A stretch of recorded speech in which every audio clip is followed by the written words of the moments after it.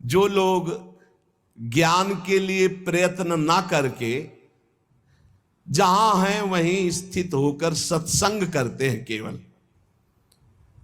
सन्मुखरिताम भवदीय वार्ताम, भगवत प्रेमी महात्माओं के द्वारा गाई हुई जो भगवत चर्चा है, भगवत सिद्धांत है, ये जो सुनते रहते हैं कानों से, ज्ञान का कोई साधन नहीं करते, कोई प्रयास नहीं करते, शरीर वाणी और मन से विनयावनत होकर के, बड़ी कृपा है।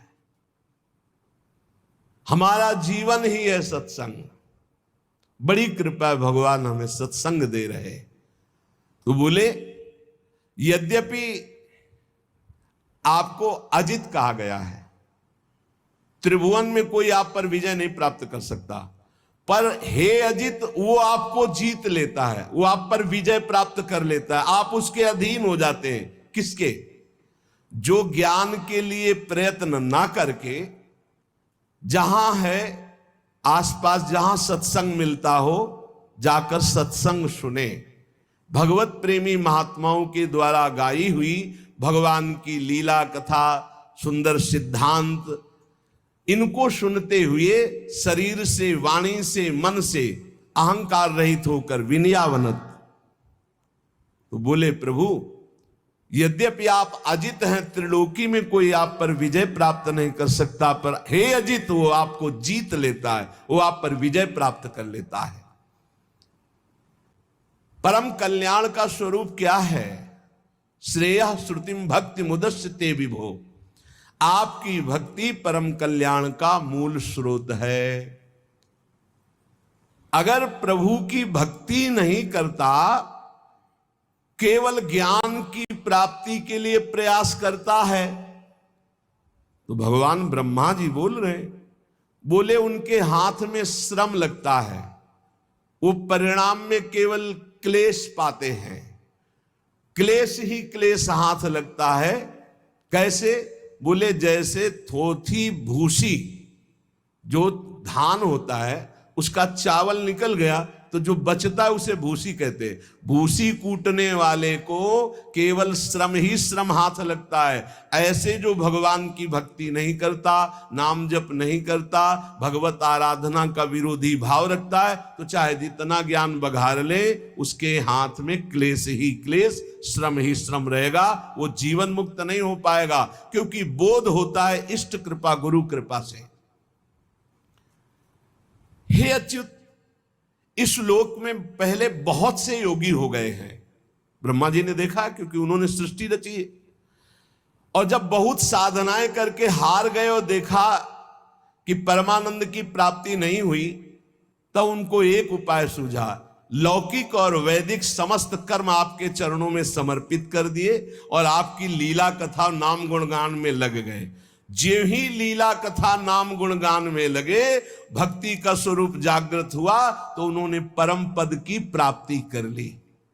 सार बात भगवान की शरण में होकर नाम जप करते हुए, सत्संग सुनते हुए, लीला गुण गायन करते हुए, हर क्षण चाहे जैसा दुख सुख की परिस्थिति हो, भगवान की बड़ी कृपा है, ऐसा मनाते रहने वाले को ऐसे परम पद प्राप्त हो जाता है जैसे पिता की प्रॉपर्टी पर, संपत्ति पर पुत्र का स्वतः अधिकार हो जाता है।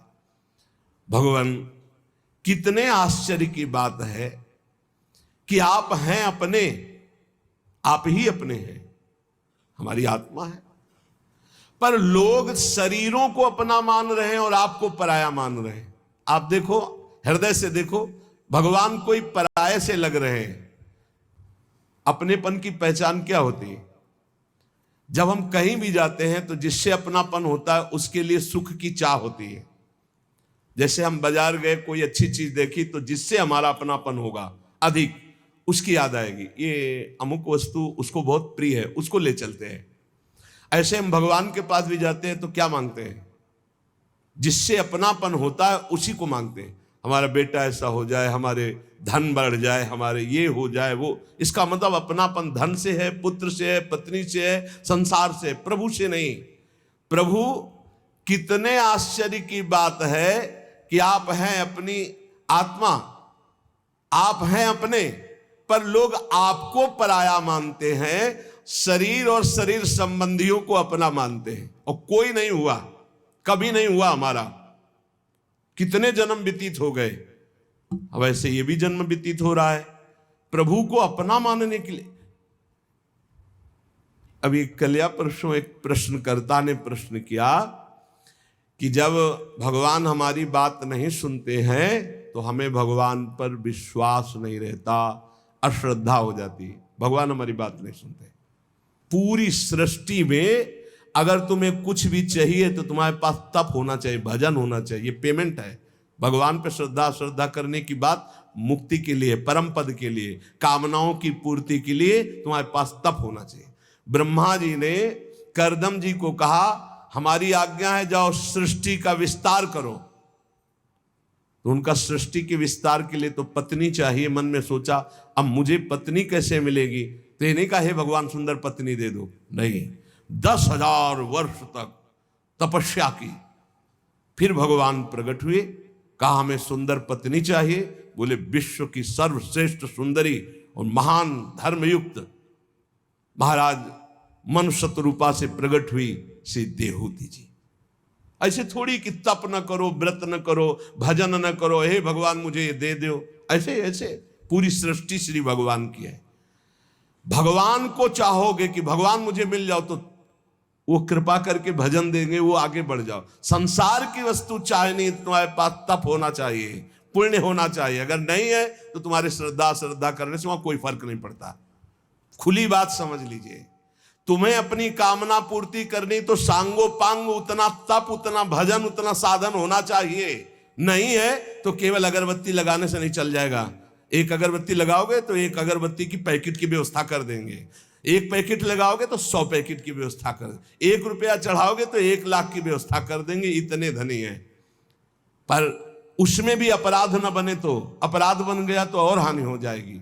मान लो मंदिर गए, आपका दोष दर्शन हो गया, किसी की निंदा कर दी, सांगो पांग अनुष्ठान पूर्ण होने पर तब कामना की पूर्ति होती है।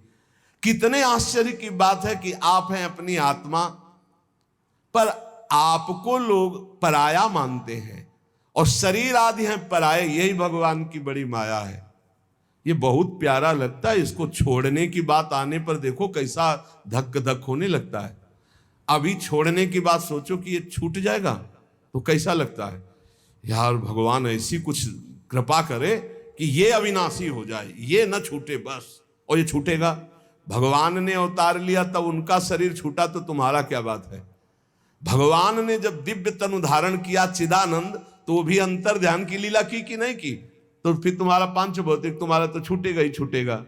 तो जब छूटेगा ही तो पहले ही से छोड़ दो इसका राग, तो भगवत प्राप्ति हो जाएगी।